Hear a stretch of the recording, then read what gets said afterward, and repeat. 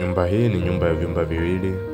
Kwa nje kuna eneo la kupaki gari, lakini pia ubaraza wa nje unaruhusu kupumzika. Nikisema nyumba ya vyumba viwili haimaanishi ni vyumba peke yake.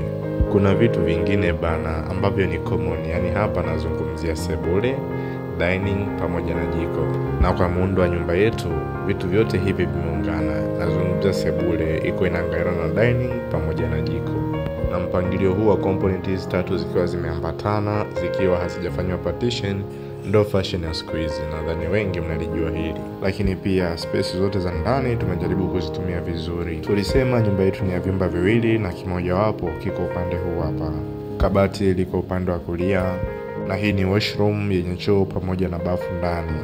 Na kama unavyoweza kuona, kwa upande wa chumba ni kikubwa na kinajitosheleza. Hicho ni chumba cha kwanza. Chumba cha pili hiki hapa, na chenyewe ni chumba kikubwa chenye choo ndani pamoja na eneo la kabati la nguo. Kwa mfano ukiingia uani na sehemu ya kunawa mikono, sehemu ya choo pamoja na partition kwa ajili ya sehemu ya bafu. Nyumba hii ilikuwa ni nyumba ya vyumba viwili, na kwa muundo wa nyumba hii inafaa sana kama mtu anaanza maisha au anajitafuta.